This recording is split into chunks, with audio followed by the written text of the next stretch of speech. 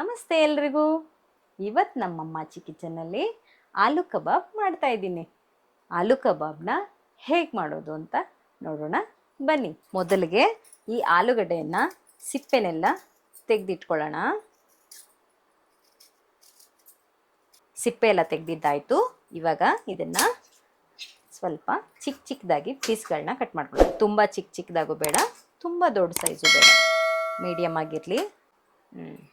ಒಟ್ಟು 4 ಆಲೂಗಡ್ಡೆಗಳನ್ನ ಈ ಥರ ಚಿಕ್ಕ ಪೀಸ್ಗಳನ್ನ ಮಾಡಿ ನೀರಲ್ಲಿ ಹಾಕಿ ಚೆನ್ನಾಗಿ ತೊಳ್ಕೊಳ್ತೀನಿ.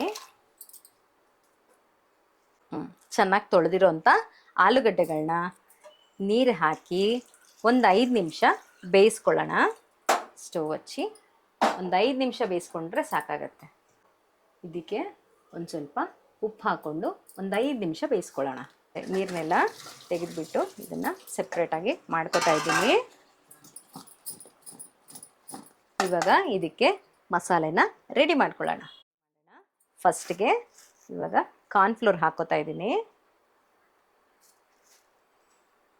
ಒಂದು 2 ಸ್ಪೂನಷ್ಟು ಕಾರ್ನ್ಫ್ಲೋರ್ ಹಾಕ್ಕೊಂಡಿದ್ದೀನಿ. ಆಮೇಲೆ ಇದು ಅಕ್ಕಿ ಹಿಟ್ಟು, ಕ್ರಿಸ್ಪಿನೆಸ್ ಚೆನ್ನಾಗಿ ಬರುತ್ತೆ, ಬೈಂಡಿಂಗು ಚೆನ್ನಾಗಾಗುತ್ತೆ. ಅದಕ್ಕೋಸ್ಕರ ಒಂದು 2.5 ಸ್ಪೂನಷ್ಟು ನಾನು ಅಕ್ಕಿ ಹಿಟ್ಟು ಹಾಕಿದ್ದೀನಿ. 1/4 ಸ್ಪೂನಷ್ಟು ಅರಿಶಿನ ಹಾಕ್ತಾಯಿದ್ದೀನಿ. ಆಮೇಲೆ ಒಂದು 1/4 ಸ್ಪೂನಷ್ಟು ಚಾಟ್ ಮಸಾಲ ಹಾಕ್ಕೊಂಡಿದ್ದೀನಿ. ಇದು ಒಂದು 1/4 ಸ್ಪೂನಷ್ಟು ಗರಂ ಮಸಾಲ ಹಾಕ್ಕೊಳ್ಳೋಣ. 1 ಸ್ಪೂನಷ್ಟು ಜಿಂಜರ್ ಗಾರ್ಲಿಕ್ ಪೇಸ್ಟ್ ಅಂದರೆ ಶುಂಠಿ ಬೆಳ್ಳುಳ್ಳಿ ಪೇಸ್ಟ್ ಹಾಕ್ಕೋತಾ ಇದ್ದೀನಿ. ಆಮೇಲೆ ಖಾರಕ್ಕೆ ತಕ್ಕಷ್ಟಾಗಿ ಖಾರದ ಪುಡಿ.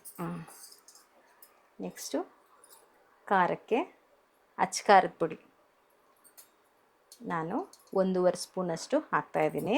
ಅಚ್ಚ ಖಾರದ ಪುಡಿನ ಅರ್ಧ ಹೋಳಷ್ಟು ನಿಂಬೆಹಣ್ಣನ್ನು ಹಿಂಡ್ಕೊಳ್ಳೋಣ. ರುಚಿಗೆ ತಕ್ಕಷ್ಟು ಉಪ್ಪು ಹಾಕ್ಕೊಳ್ಳಿ. ಆಗಲೇ ಅದಕ್ಕೆ ಆಲೂಗಡ್ಡೆ ಬೇಯಿಸೋವಾಗ ಬೇರೆ ಹಾಕಿರ್ತೀವಿ, ನೋಡಿಕೊಂಡು ಹಾಕ್ಕೊಳ್ಳಿ. ಇದೆಲ್ಲ ಹಾಕಿದ್ದಾಗಿದೆ. ಈಗ ಇದನ್ನು ಒಂದು ಸ್ವಲ್ಪ ನೀರು ಹಾಕಿ ಒಂದು ಸ್ವಲ್ಪ ನೀರು ಹಾಕಿ ಕಲಿಸ್ಕೊಳ್ಳೋಣ. ತುಂಬ ನೀರಾಗಿ ಮಾಡ್ಕೊಳ್ಳೋಕೆ ಹೋಗಬೇಡಿ, ಸ್ವಲ್ಪ ಗಟ್ಟಿಯಾಗಿರಲಿ.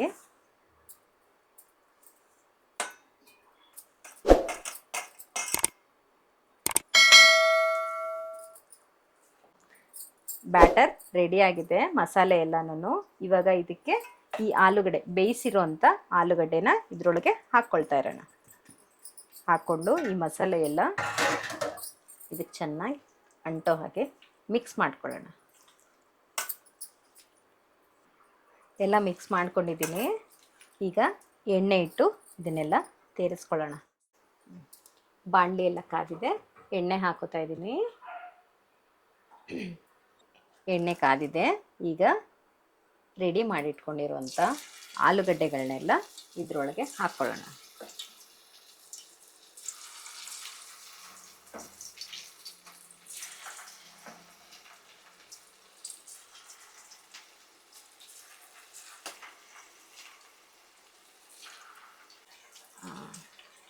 ಚೆನ್ನಾಗಿ ಬೇಯ್ತಾ ಇದೆ.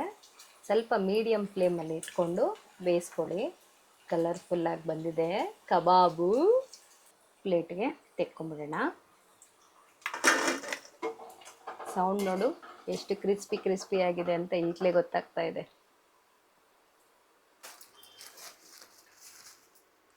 ವಾವ್, ತುಂಬ ಚೆನ್ನಾಗಿ ಬಂದಿದೆ.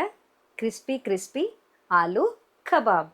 ಇದು ಮದುವೆ ಮನೆಗಳಲ್ಲಿ ಹಾಕ್ತಾರಲ್ವ, ಒಂದೊಂದೇ ಪೀಸ್ ಹಾಕ್ತಾರಲ್ಲ, ಅದೇ ಥರದ್ದು ಆಲೂ ಕಬಾಬ್ ಇವತ್ತು ನಾವು ತಟ್ಟೆ ತುಂಬ ಇಟ್ಕೊಂಡು ಮಾಡ್ಕೊಂಡು ತಿಂತಾ ಇದ್ದೀವಿ. ತುಂಬ ಚೆನ್ನಾಗಿ ಬಂದಿದೆ ಅಂತ ನಾನು ಅನ್ಕೋತಾ ಇದ್ದೀನಿ. ಸ್ಮೆಲ್ ಮಾತ್ರ ಸೇಮ್ ಡಿಟೋ ಹಾಗೇ ಬಂದಿದೆ. ಒಂದ್ಸಲ ಟ್ರೈ ಮಾಡಿ ನೋಡೋಣ ಹೇಗೆ ಬಂದಿದೆ ಅಂತ.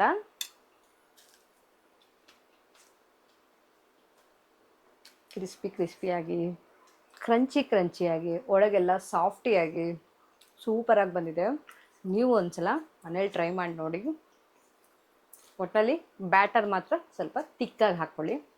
ತಿನ್ನೋದಕ್ಕೆ ತುಂಬ ಟೇಸ್ಟಿಯಾಗಿರುತ್ತೆ. ಹಾಗೆ ನಿಮ್ಮ ಮನೇಲಿ ಟ್ರೈ ಮಾಡಿ ನೋಡಿ. ಹೇಗೆ ಬಂದಿದೆ ಅಂತ ಕಮೆಂಟ್ ಮಾಡಿ ತಿಳಿಸಿ. ಹಾಗೆ ನಮ್ಮ ವಿಡಿಯೋ ನೋಡಿ ಲೈಕ್ ಮಾಡಿ, ಶೇರ್ ಮಾಡಿ, ಹಾಗೆ ಸಬ್ಸ್ಕ್ರೈಬ್ ಮಾಡಿ.